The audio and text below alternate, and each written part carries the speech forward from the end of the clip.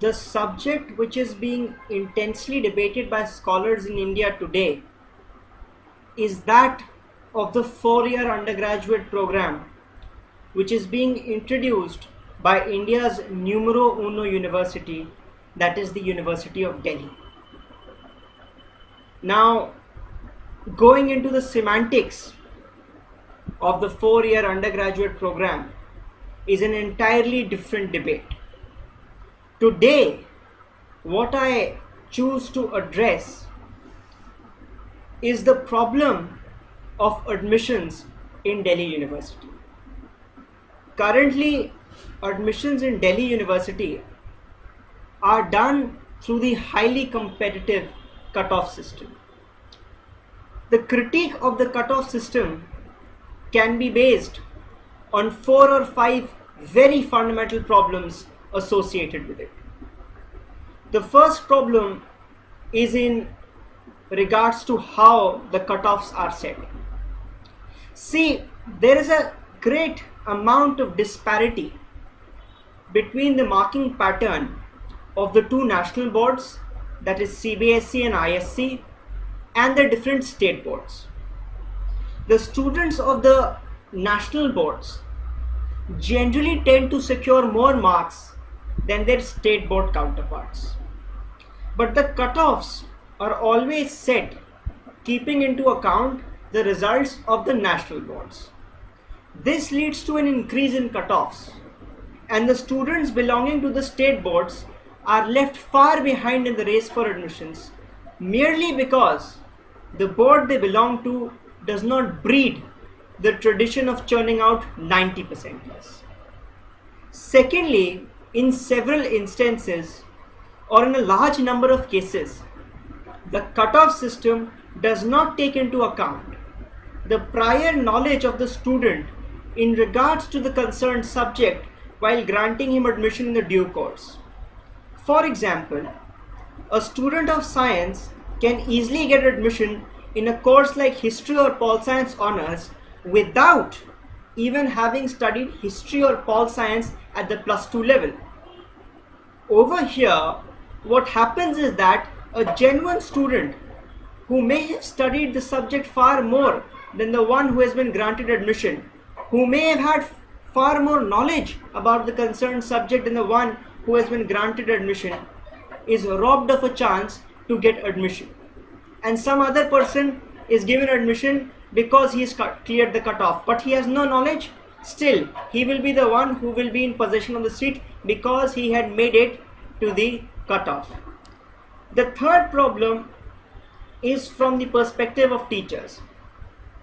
The Delhi University's guidelines say once a person clears the desired cutoff, he cannot be said no, in the sense that once you have cleared the cutoff, say it's 95%, and you come for admission, the college cannot say no to you. Now what happens is that a couple of times, usually the cutoffs are very high, but whenever there is a slight dip in cutoffs, huge number of students pour in a particular college, and as a result of that, the college is overburdened with students, and hence when the academic session begins, teaching is imparted in congested classes. This has an adverse impact on the student-teacher ratio, and at the end of the day, the quality of education being imparted, it suffers a setback. Fourthly, the cutoff system benefits the image of individual institutions and not the university as a whole. While one college becomes an A-grader college with a cutoff percentage of 95%, the other colleges are simply seen as time pass colleges. Therefore, the process of inclusive growth of all colleges of the university is derailed due to the cutoff system. The cutoff system is based on an all or nothing approach. If the student performs well in his board exams, he gets gold. Otherwise, he is doomed for failure.